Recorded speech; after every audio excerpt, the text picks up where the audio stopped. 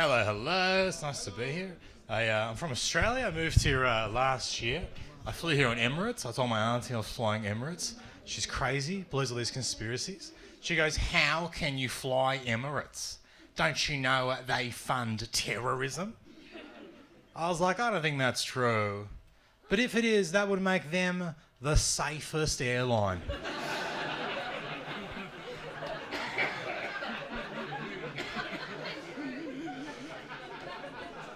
You're not going to hijack your own plane, are you? I think that should be their slogan.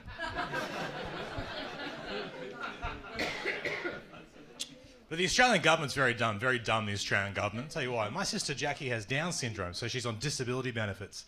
And every year my parents get a letter from the Australian government asking if my sister Jackie still has Down syndrome. I'm like, government, you don't need to check in. If she's cured, you'll find out on the news, I reckon. The headline will be, "Woman cured of Down syndrome refuses to return parking permit," okay? Keep an eye out for that, you know?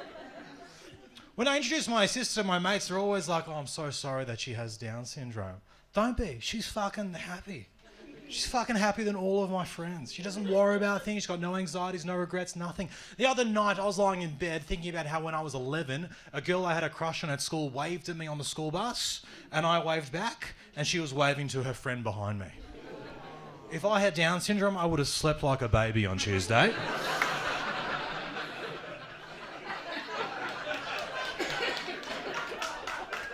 But here I am just fucking thinking about all the things that I fucked up, you know? People with Down syndrome, I looked it up, people with Down syndrome, they have very low levels of depression, suicide, because if their needs are met, they're just happy to go. That's true. You know the people who are most likely to kill themselves? Men over 75. That's true. They're like, "Oh, I need to end it all." No, you need an extra chromosome. That's what you need, okay? That's the secret of fucking happiness at this point. Just checking. All right, cool. You guys are very nice. I like being in the UK. People always complain about like the public transport being like shit and gross here, and I like that it's a bit shit. Because in a functioning democracy, it's meant to be a bit shit. Like if you go to Russia, North Korea, totalitarian fascist regimes, beautiful public transport. Because they use it as propaganda to show their success and power. So when you go on the tube and there's a guy just taking a shit on the platform, that is the smell of freedom. That's what that is. It's true.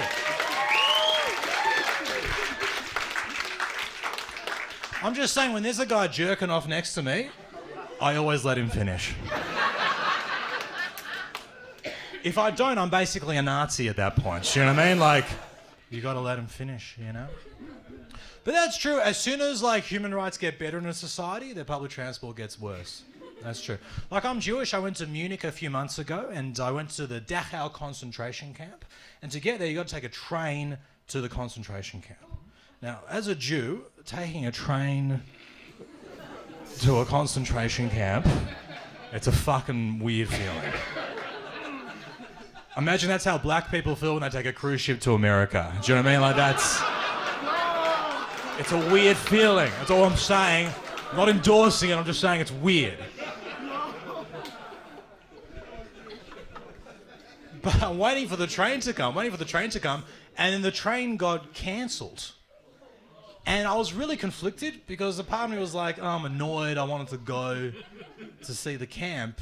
But then also, like, I was happy that fascism is dead in this country.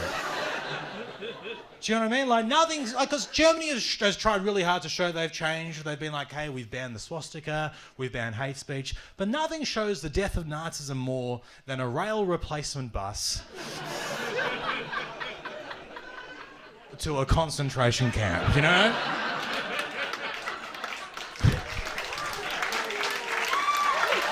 That's how you know. That's how you know. I will say this, you know, the Germans have taught us one thing. The Germans have taught us that if you have really good food, people will look the other way, okay? I know this for a fact. I went to Jamaica like 10 years ago. I went to Jamaica, right? I was on this tour, and and our tour guy Rob, he was taking us around Jamaica, and we passed through a German town, right? And I go to him, how come there's a German town in Jamaica? And he goes, oh, in 1945, a bunch of Germans turned up here.